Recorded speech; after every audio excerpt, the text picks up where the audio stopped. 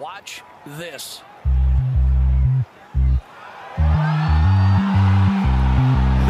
way!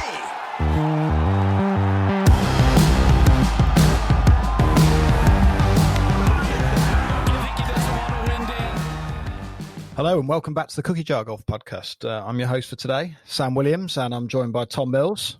Hello. And we are joined by a special guest, Harry Cloke. Oh yeah, how's it going? How you doing, Harry? So we've spoken to Harry a couple of times now, and kind of really cool to bring him on the pod.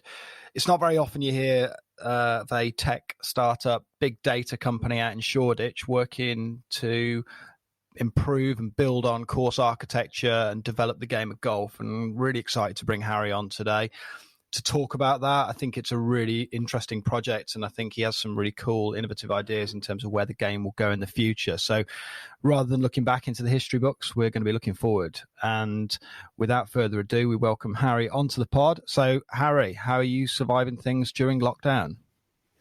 Yeah, not too bad, thank you. Just getting on with some work, but it's been all right, really. What about yourself?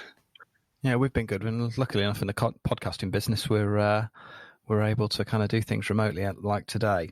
Harry, kind of just skipping through kind of our chats and a bit about your history. You studied golf at university.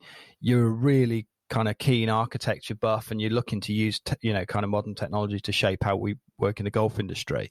Just kick us off by telling us a bit about golf architecture and how that became like such an interest for you. I think for me, I started playing golf when I was probably 13 or 14.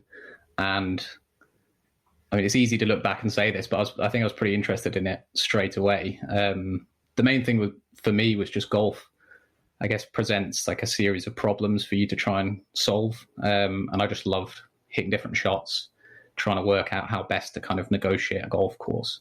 I think at first I did that by being extremely wild off the tee. So I'd just sort of leave myself in kind of all sorts of positions, but that's what I loved. I think like there was a few probably watershed moments for me playing golf. Probably the biggest one was I played down at Littlestone, was the first links course I ever played. And I went down there and I just absolutely loved it. Just you could hit every shot, so many shots I'd never even thought of before, I was having to play. And, you could stick it close from 350 yards and you could take 6 to get down from 20. Like, it just absolutely anything could happen. And I just loved the way that those questions are asked of you. And kind of I was lucky enough to play a lot of the good courses down in the southeast of England. I'm from Kent originally. And yeah, I think playing those, you start to realize that kind of formulas for how great golf courses, ask the most questions, I guess. So, I mean, another moment for me would be the fourth hole at Woking, standing on the tee. There's a little central pot bunker and just trying to work out how am I supposed to play this hole? What do I do? Do I hit drive? Do I hit 7-iron? Do I go left? Do I go right? That's where it kind of started for me. So. And I think the courses that give you a mental workout are always the most rewarding, and there's nothing worse than dull golf courses where there's very little trouble to navigate or where the design doesn't ask you any kind of key questions.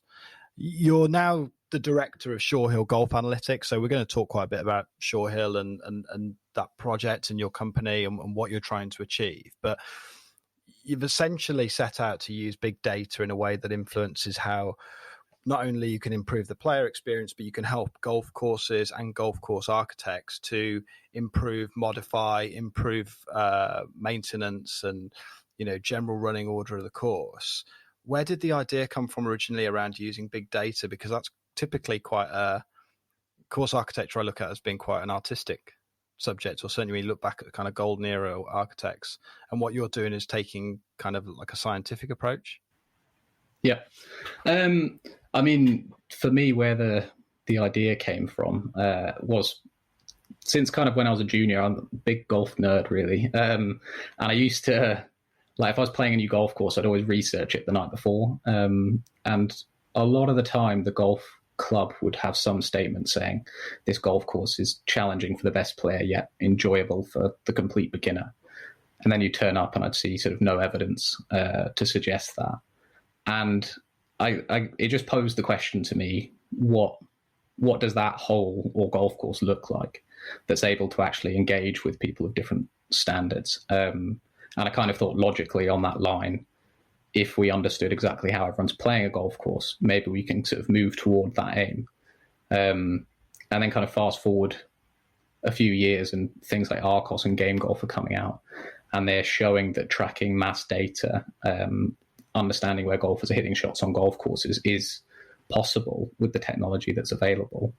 To be honest, I was just waiting for someone to use it for the purposes of golf course architecture, and then nobody did. So I thought, well, why don't I just do it myself? And yeah, I think with regard to the sort of art versus science thing, I guess it's somewhere in the middle. I quite enjoy golf as as an art form. I'm not all about data, I suppose, but I think data is kind of the core of understanding how the golfer engages with the golf course. So we're not kind of using data to apply just a singular model to every golf course. I think the beauty of golf is the fact that every golf course is different, and each golf course kind of presents different things to different people. But it's just trying to understand that relationship between the golf and the golf course better, so that we can make decisions better and more precisely moving forward. So what is it you're looking at from an architectural point of view? Are you analyzing big data and thinking, okay, well, if this trap was here, it might penalize the better player. If we remove this trap, it might let the play a bit easier for the people who can't hit it as far. Maybe this area by the greens are runoff. What is it exactly you're sort of looking at to adjust or improve a golf course? So I think, first off, I'd say that each golf course is different. And again, we're not just applying like a singular model to everyone. We want to look at data within the context of what's intended of a golf course. I think a lot of the golf courses around the world, the lower quality golf courses, they're not kind of devoid of strategy, but often what's intended isn't actually playing out for the everyday golfer. I think if you look at the best golf courses from a data perspective, they're most able to engage with golfers and different golfers, whereas kind of the worst, the lower quality golf courses are less able to do that. So it's just trying to sort of analyze an entire golf course and say, what's the purpose, what's the intended purpose of each feature of a golf course, and say kind of, can we do more to heighten that, to improve the quality of the golf course, the strategy of the golf course. So it's like there's a lot of different ways that you can do that. I think a sort of overriding principle of golf course architecture is sort of shot values and angles. So great golf courses, you might have a wide fairway, width is a big thing, but you maybe want to hit towards one side. It's a matter of positional play. So looking at the statistics for what's actually identifying the lowest score, or what's kind of the prerequisite for the best scores. So like on less good golf courses, you'd probably say driving distance is the main identifier of a low score. So the further you hit it, the more likely you are to make birdie. Better golf courses, you're going to see more interesting data patterns where you're getting into certain positions where you can get a better angle in. And that, yeah, so it's kind of picking apart golf courses from that statistical standpoint, and then working out how are golfers actually experiencing what they're supposed to experience strategically. So Harry, how does that work in practice then? So, I'm in charge of Golf Club A, and I want to understand the length and breadth of all of the golfers that come and play at my golf club. How do I actually go about understanding that? Because not all golfers hit the ball the same. People play from different starting points. The course will play different in different conditions, be it wind, ground conditions, green speed. How do you actually take all those variables? How does the whole thing come together? So I mean, we're trying to track as much data as we can, and we track it all in relation to every one of those variables that you've mentioned. So we basically give out wearable devices to golfers, and then it automatically tracks all their shots they've hit on the golf course. We then have a cloud-based system where you can pull out basically any statistics you want to see, and we provide a consultation service. So we can pull up hundreds of thousands of statistics for any single area of golf course. I think the important thing is how you interpret that. And the easiest way to do that is probably looking at a golf course and saying, what is the golf course trying to achieve, or what are we trying to present to our golfers? So you might have, say, a hole that's supposed to be a risk-reward par 4. We can actually analyse, is anyone laying up? Is everyone going for the green? If they miss the green, what is essentially the risk values of that shot? Because they might have a pretty easy up and down from missing the green. I think, again, better golf courses will have much more interesting data patterns. Worse golf courses will only play in one single way. I mean, you look at the great golf courses and you'll see really interesting data patterns. I think, we were talking before about the old course at St Andrews. I think what makes that great is the huge variety and the kind of shift in strategy day to day for that golf course. So if you say take the second hole, there's these huge undulations kind of on the front left of that green. If you have the pin back right and the course is playing soft and the wind's maybe 5-10 miles an hour into your face, you can pretty much spray that drive. It's a very low risk drive. You're just aiming, you can hit it in the left rough versus the left side of the fairway versus the right side. And say the strokes gained approach statistics or the average proximity statistics for that hole would be very similar. There wouldn't be much difference between being right or left. If you move that pin then behind the ridges, the golf course is playing a lot firmer, maybe it's a little downwind. All of a sudden there's huge pressure on that tee shot because there might be like a shot or a shot and a half difference between those hitting from the left rough to the very right edge of the fairway. So I think that's an example of where the data patterns show the kind of variety of challenge faced at somewhere like the old course versus, I don't know, some of these championship golf courses built in like the 70s, 80s, 90s. Again, driving distance will be the main cause of lower scoring. It doesn't matter if you're in the right edge of the fairway or the left side, or sometimes even in the rough, if the rough's cut down, you're pretty much going to have the same statistics for approach shots. Either way, so there's little strategy. There's a lot on there where you've got those, it's binary. You either hit the fairway or you are coming out sideways. You either carry the hazard or you're taking relief and you're losing shots. And great courses do give you the option of finding different ways to play, and a lot more subtle. And I think clearly the best example is the old course. How much do you drive in terms of like getting sample data? Because like I'm thinking now, to understand even for just one golfer in the way they play with the same ball speed, driving distance, you name it, they all play radically different on a daily basis. So you must have to get like a ton of samples, right?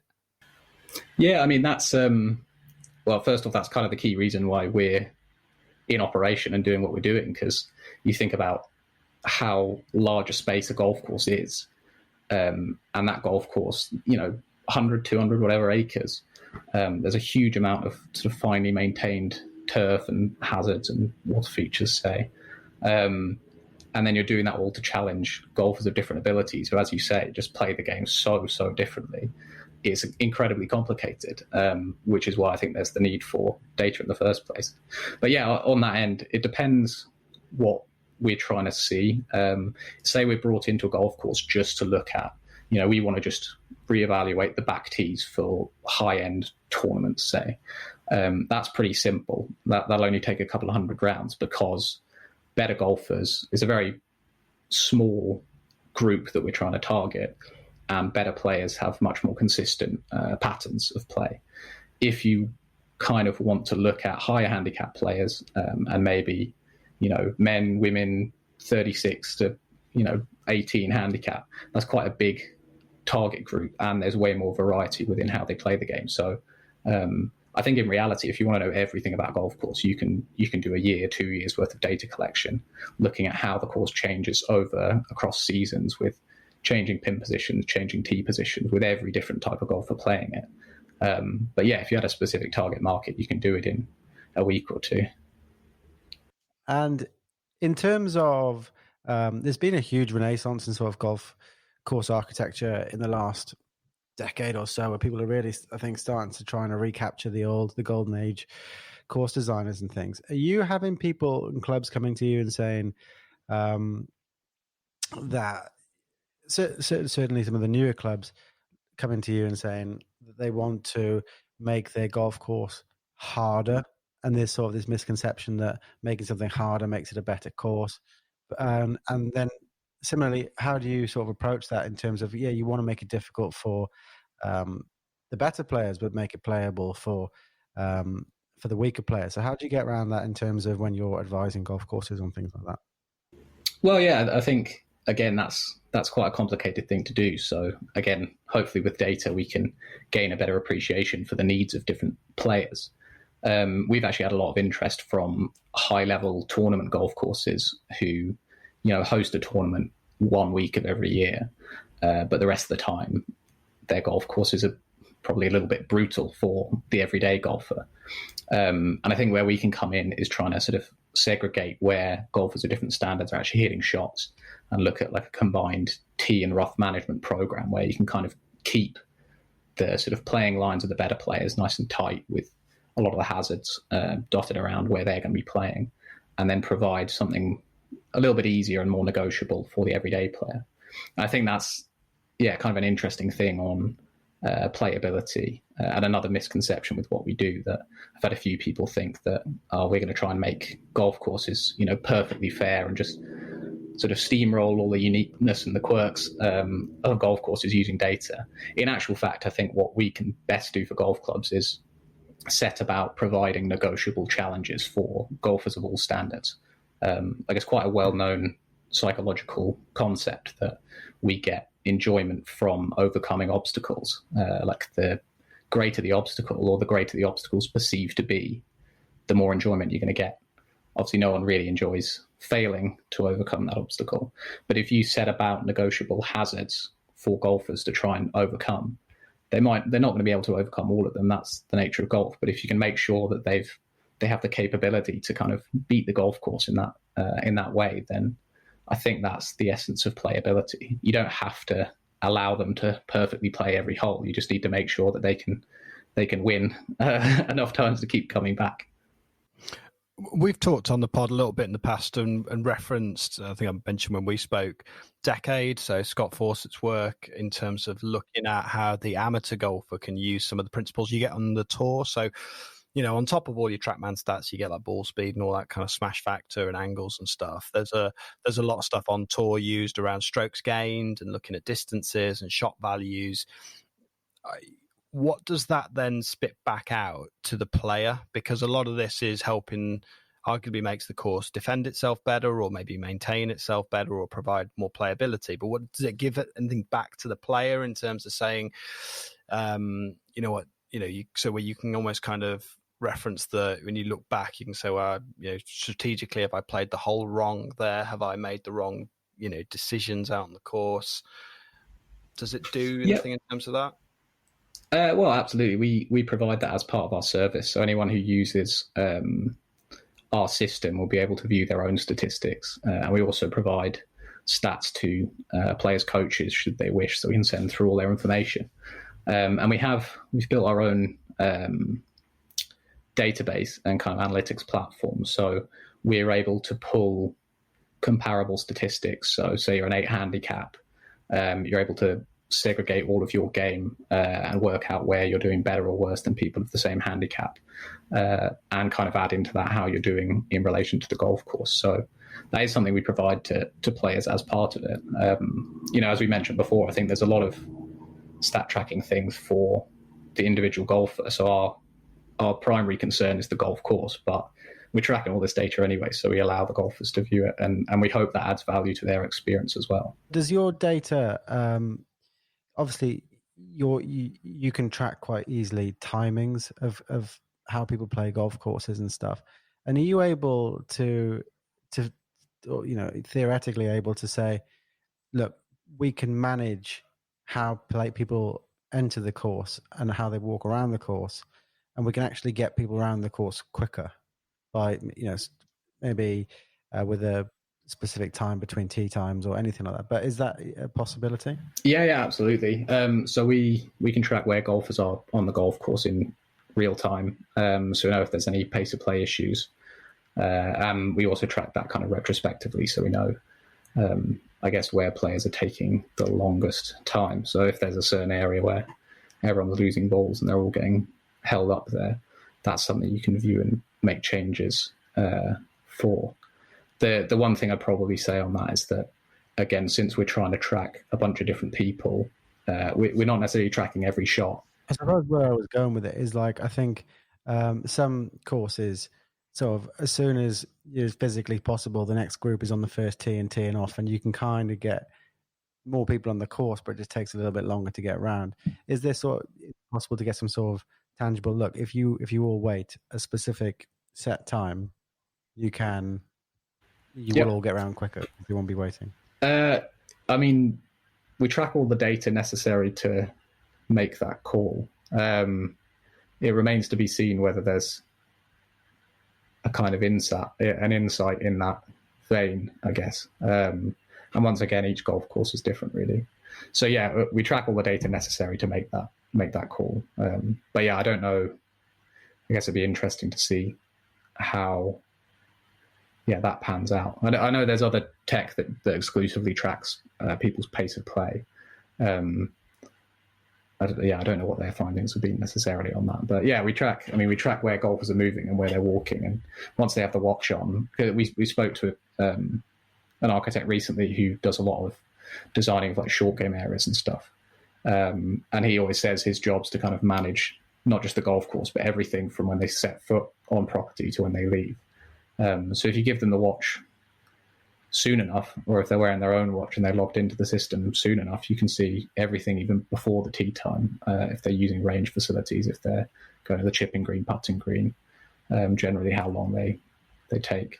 Again, it's all pretty easy to track. It just depends what a golf course, what issues. That would be a quality stat to release. I would love to know how long the amateur spends between getting out of the car and actually teeing on the first tee. I bet it's nowhere near. I can tell you it's probably not enough. I can guarantee. No, not at all. Definitely. Yeah, definitely. A big part of your model is to help golf courses with environmental impact. What is it that you can do and offer in terms of the environmental benefit then? Because I'm quite naive in the way that I approach this. Is it the way that you perhaps set out how they do the irrigation, or I really don't have a clue. So how do you go about helping with the environmental impact? Yeah, so I think I'd say that our system works. You can kind of sum it up in 3 levels. One would be the environmental. The second would be kind of reducing the maintenance of a golf course, which helps environmentally anyway. And the third would be the golf course architecture. So both maintenance and the sort of environmental aspects, it's all about reviewing area usage versus the kind of input that you have. So how can we reduce the total area of maintained turf, say, or the total area of irrigated turf without negatively impacting the golfer experience, or hopefully even helping them. One thing that we're working on now is trying to tie in our data with we've got some like underground sensors, so looking at like soil moisture, soil temperatures, stuff like that. So trying to work out if you are to reduce irrigation, what's the impact on the soil health, but also what's the impact on the golfer experience, which I guess at the end of the day, they're two of the most important things. So we're hoping that kind of watering's a big one. If a golf course is using more water than they need to, we're going to tell them where you can cut it out completely, where you can maybe reduce it. And then even in those high use areas, we can try and just fine tune it so that you're using as little water as possible, and kind of as little impact and input as possible, while still maintaining the golfer experience, which is obviously the core product. And we've talked on the pod a few times, and we've had people on, and the subject comes up. Like, golf has almost become, in part, a bit of a gardening experience, and by that I mean an exercise in very high expectations around, 13 on the stimp is better than 12. The greens need to be as fast as lightning. Fairways need to be like carpet everywhere. And the expectations, I think, over time of golf courses to present themselves in that kind of, in the sort of, quote unquote garden feel, has become almost impossible. And that's driving up huge costs for the golfer, costs for the club.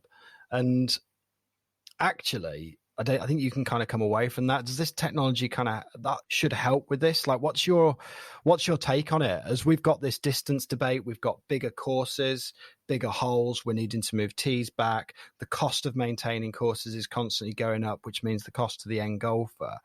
Like, something's got to give in my head, and without kind of off the corporate record, if you want. But, what's your take on all that? Because it feels like somewhere, somehow, we're going to have to make some difficult decisions. We want to have really wide fairways to give maximum strategic choice to the golfer. We want to play from loads of different angles, but we also want all of our greens to be running at 13, and we want our fairways to be like velvet. Well, unless you're prepared to pay £10,000-15,000 a man to be a member of these places, it's just not feasible. So somewhere, somehow, we have to make some sacrifices, and whether that's by neglecting a certain part or allowing a certain part to kind of die off and become kind of less pristine, for want of a better term. I'm just kind of interested in your take and how, someone who's visits lots of courses and kind of works with lots of clubs, how do you see that at the moment? You're giving me a lot to chat about. I know it's a bit of a ramble. I do it regularly. No, it's I think width. I'll start with width. Width was a good one you mentioned there. That's kind of the golf course architecture movement at the moment, is pushing for more and more width on golf courses. But we've got this kind of environmentalism that's kind of pushing back. So I think stuff like that's going to be a problem moving forward. And again, I hope with our system, it's all about efficiency and working out what's a priority, what's lower priority, and where you can maybe make some savings where it doesn't actually impact the golfer, or even better, how you can arrange things so that the golfers can have a better experience whilst you've actually kind of reduced your maintenance input, which I think is very important. I think with regard to the distance debate, so the thing is with me, I've realised that I have a slightly different view on golf and golf course architecture than a lot of people. Personally, I think it's all about the golfer. It's all about the golfer-golf course relationship and how golf can kind of function. I don't think there's necessarily any shoulds. A golf course should look one way or another. So like with us hitting the ball further, it doesn't bother me on the grounds that I think you can still produce quality golf course architecture with people hitting the ball longer. But I think there's two very, very big problems. One's the fact that if you want to do that, you need more space and you need more maintained turf, and that costs more money, and that's detrimental to the environment. So that is problematic. I don't think there's anything necessarily wrong with hitting the ball a long way until you dig into what the actual implications of that, and then you get some huge problems. And you also get great historic golf courses that are being devalued by that fact. So I don't quite know what the solution is.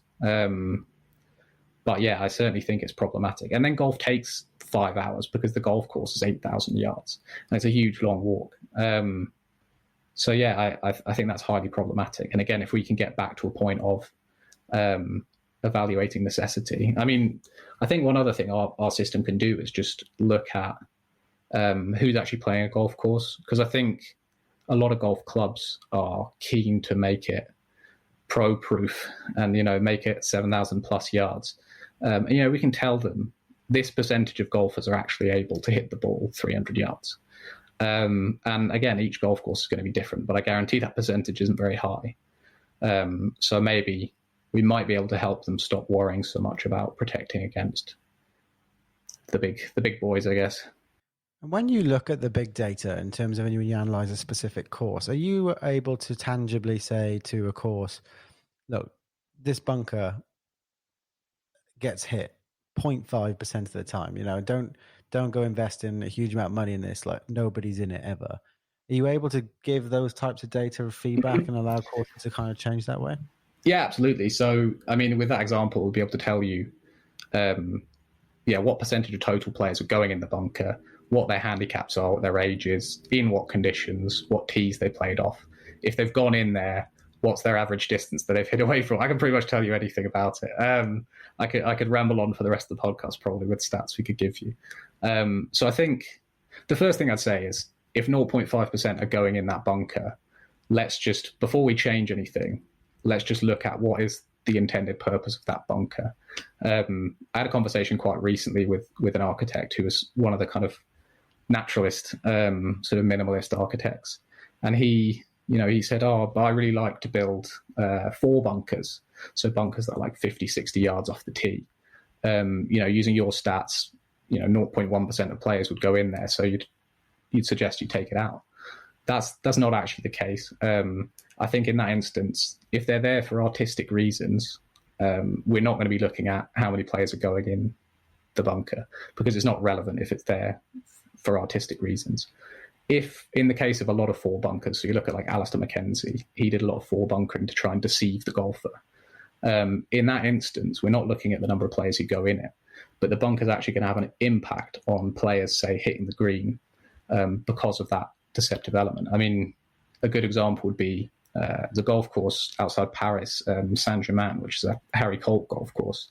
It's a par 3, I think it's the 5th hole, and they've got these really deceptive bunkers right in front of the tee. And it's really hard to gauge the distance. And I'll tell you, I'm certain that if you started collecting data on that, you would see a disproportionate number of people missing the green.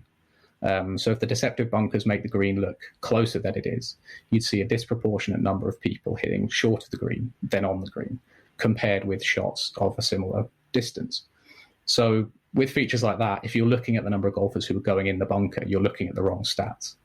And again, I think that's something I'm keen to try and explain about big data, is it can tell you so much more than just where golfers are and aren't hitting shots, I guess.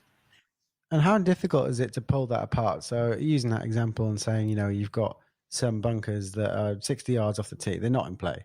And then your argument may be, but this causes an issue down the line because you may not hit the fairway because you're deceived by these bunkers. Obviously, you can't play that hole without the bunkers. So how difficult is it to pull that apart in the statistics? Is that easy? Because it sounds quite difficult. Again, each one's different. It kind of, I don't know. I'm trying to think of an example of how of what you mean. So I guess, like, if you're looking at those 4 bunkers, what's the impact? Yeah, I guess you could say the compound impact of how golfers are playing the hole. Like, it all requires comparable data sets that you can look at and say this compared to. So again, that par 3, I think it's like 170, 180 yards. For a shot of that distance with a green that sized, or even forgetting the green, with a shot of that distance, how different is the sort of dispersion? And yeah, like say a par 5, it gets more and more difficult further down the hole what the actual impact is, the sort of compound impact is. But, we can look at, we've sort of created our own version of like strokes gained statistics. So you can look at going in the bunker, the severity of the penalty of going in the bunker, and then see for their next shot where they went and what the eventual score was. So like if you're looking at bunkers, if someone's in it versus next door to it, what is the comparative difference in scoring average, in the average distance of their next shot, stuff like that. So again, it takes a bit of experimenting with, and this is why we provide consultation too, because the data is so vast and so complicated, and why it also helps to try and look at the golf course first and say, what are we trying to achieve? Because looking at it through that light, you can start to, I guess, give some context to the data. I'm quite interested, Harry, in what the architects kind of feel about this, because I think you spoke at the European Institute of Golf Course Architects fairly recently, and if I'm an architect and I'm sat there and I think, actually, it's let's say it's an art form, let's call it something different. It doesn't really matter. It's based on largely my judgment of how I see the topography and how I interpret the course and its surroundings to provide something great. And then you're there saying, well, I can decode this with numbers. I can imagine, I don't know, maybe the cynic in me tells me you probably, and I think you've kind of mentioned it there where you're talking about the 4 bunkering. It's like, I get you can do so much with numbers, but really, what's the feedback from kind of some of the, because you'd have had some of the industry's best there. What was the feedback when you're kind of going through this stuff? I think, so I've also been out to the States a couple of times. And I think European architects are a little bit quicker to embrace it than American architects on the grounds that I feel like a lot of American architects are a little bit more. I'm trying to think of the right word. You can be I as think scathing as you want here, Harry. You can honestly. No. I think they may be more idealistic, or like a lot of. If you speak to American architects, they'll maybe speak a lot more about, what happened in the Golden Age and reproducing sort of Golden Age elements and utilizing nature. I think a lot of the European, like just the market in Europe, is a bit more functionality based. So I think that maybe is why they potentially get it a little quicker. The one thing I'd say is it's had a ton of support, but I also don't think until we can show people the data after a year or 2 years of data collection, I don't think anyone's quite grasped the sort of the total uses that it can have. And, with regard to, because I think that's a common argument against it at first, is people say, oh, golf course, yeah, it's an art form, or it's all about intuition and things like that. It's a bit bolder for me, but I sort of disagree, really. I think like a lot of people would look at great golf courses and say, oh, great golf courses should utilize the landscape and utilize nature and the land. And I guess my thing is utilize for what ends. Even the best sites in the world have a bunch of options that you can choose between. And all we're trying to do is use data and statistics to tell you what is the best option, what's going to have the best end result for the golfer. So we don't want to come in and just... I think that's one of the mistakes of golf courses in the 70s and 80s. They were just applying, no matter what the natural landscape was like, they're just applying a model to that and designing from paper and, not designing in the field. Really, I think the way people should look at what we do is this is our version of being in the field. Like, we're trying to understand the golfer-golf course relationship, and we have to do it through a computer and through data analysis, but it's better understanding what's out there and in front of you and how to make use of it. So I think it ties in. And I think a lot of Golden Age concepts, we can use data to actually ensure that they are best utilized. In fact, you can go back to the Golden Age and find some, I don't want to say justification, because I never knew the Golden Age architects, so I can't speak for them. But, you look at Donald Ross at Pinehurst, lived there a good chunk of his life and constantly editing the golf course based on the way he saw people playing the golf course, understanding it. I heard reports recently of like Oakmont and I think it was debatable, but apparently at Merion, putting in bunkers after they'd opened the golf course, so seeing where divots were and putting in bunkers.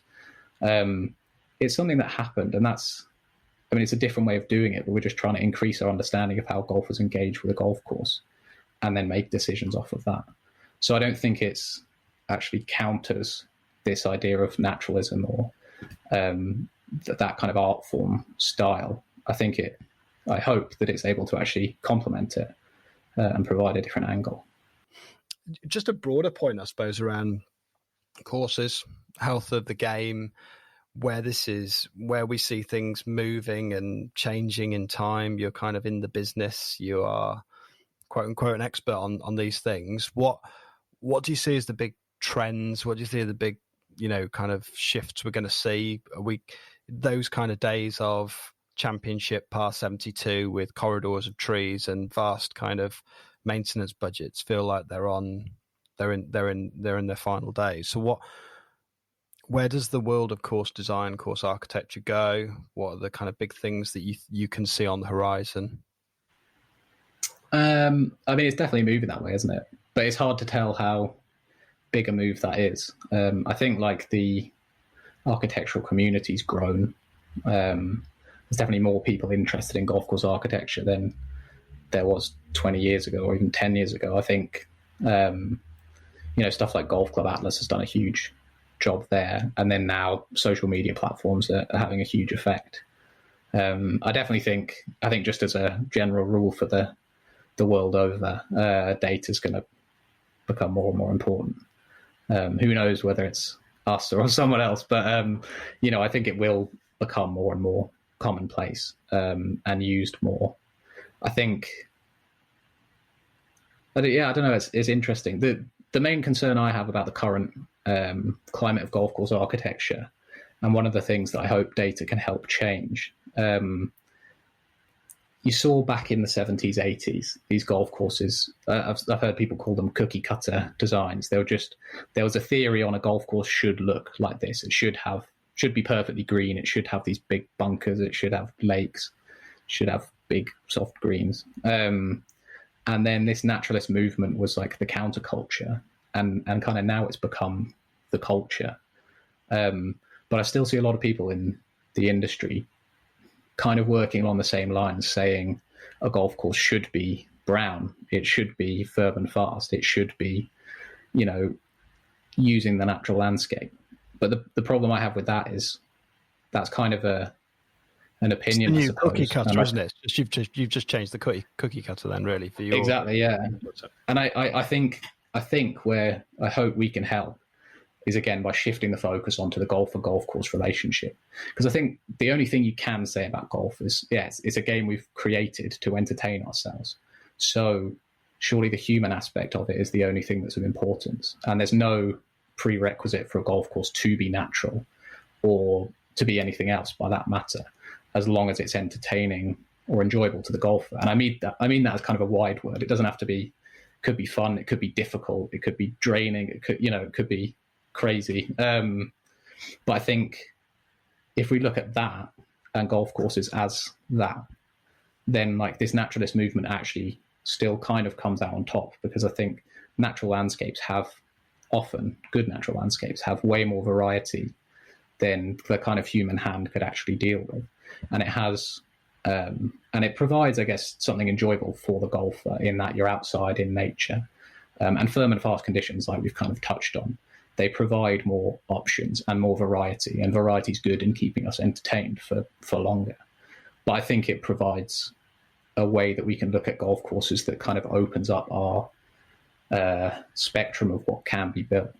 I think if some people say to me, golf courses are all about being natural and using the natural landscape, I say to them, why is peat dye considered in such high regard? What happens to golf courses that are in on a bad site? And I think if we change our focus to what can we do for the golfer, then it opens up a whole world of different things we can do, and it provides those golf courses with worse sites more opportunity to actually get better and kind of improve what they can improve, because obviously they can't really improve their site itself. And there's lots of examples, aren't there? I mean, even going back well over 100 years, looking at like Seminole, for example, that course that is a bad site for a golf course, I think. But Donald Ross found a way of making that piece of land work brilliantly well by changing the way that drainage works and being able to alter the terrain through the topography and playing along the ridges. And it's just like you say, it becomes, if the new cookie cutter becomes just about finding, all courses look like this, and then you just create a new norm, and that's no good for anyone. What do you see in terms of, like, I suppose, excluding things like the old course we already talked about, do you kind of have any courses that, really inspire you, really excite you? Do you have a particular designer that you're sort of like, wow, that their work is, I think, the most kind of significant or the most interesting? To take the designer on, there's two people that spring to mind. One is pretty hard to ignore, Harry Colt, when you've grown up in the UK. His courses are everywhere. And I think, I'm not sure I personally think his golf courses are necessarily the greatest. Well, I'd put Alistair Mackenzie slightly above him, I think. But I think he was a great router of golf courses. And like, if you make a golf course, I guess the routing's the one thing you can't change. And this is, again, where there's problems with these championship golf courses, because they're kind of their value is in the fact it's perfectly maintained and it looks pretty, and it's long and challenging, but it's kind of all about that experience. But if you have a lot of Harry Colt golf courses are still fun, even though they've been completely run down in the UK. You can play a really run down Harry Colt golf course and you still have fun. And that's because it makes use of the land, and the shots you have to play are fun because of the way that they negotiate the land. So I think he's pretty good for that. I mean, Alistair Mackenzie, it's a bit of a cliche to say Alistair Mackenzie. I think everyone does. But the thing I love about him was I guess the human touch to what he did. He tried to bring in aspects of art and kind of like deceptive elements. Like a lot of his bunkering is absolutely stunning. I think, he worked on some great sites and he made use of those sites very well. But like that extra touch of Alistair Mackenzie is what turned, a good golf course on a great site into, the world's best golf courses. And I think that's really important. You look at like Cypress Point, say, his work there. I mean, one thing I absolutely love about him at Cypress Point, and I admire so much, is apparently he was a little bit annoyed that nobody or fewer people were outraged by his design at Cypress Point, because he wanted to do something that was pretty out there and pretty different, and would kind of push the envelope a little bit. So, I mean, I love that. And you look at his design there, you've got stunning holes by the coast, but a lot of the inland holes are sort of inspiring in themselves. And what he did visually in terms of deception, just bringing in these, like, I guess the human aspect I really admire. I think that's what he turned great sites into amazing golf courses with that extra little touch, I suppose. Harry, it's been an absolute blast having you on. What can we look forward to seeing from you in the next few months as we start to come out of lockdown? Have you got some good projects you're going to be working on? I think so. We I can't really release any names at the moment, but pending the sort of situation with the pandemic, we're hoping to get started at a few clubs in the UK, Ireland, hopefully France, Mexico, Canada, US. It's quite a good mix of people. We've got from kind of private places to resorts to kind of semi-private, smaller golf clubs. So I'm hoping, as I said before, I think what we're doing, a lot of people don't grasp quite what you can know from data and the how useful it can be. So kind of looking forward, I think we've got a good set of different golf clubs where we can prove almost every different scenario where we're of use. So keep your eyes peeled, I guess. And that's the exciting part, right? The fact that this data exists and, probably not even what we can do with that stuff yet, but we know that it's going to help provide better insight and help kind of better manage some of the problems that exist in the game and help improve it for players. So, Harry, thank you so much for coming on the show. It's been an absolute blast. And we wish you all the very best for the future. Thank you very much. Cheers, guys. I really enjoyed it. Watch Cheers, Harry. this.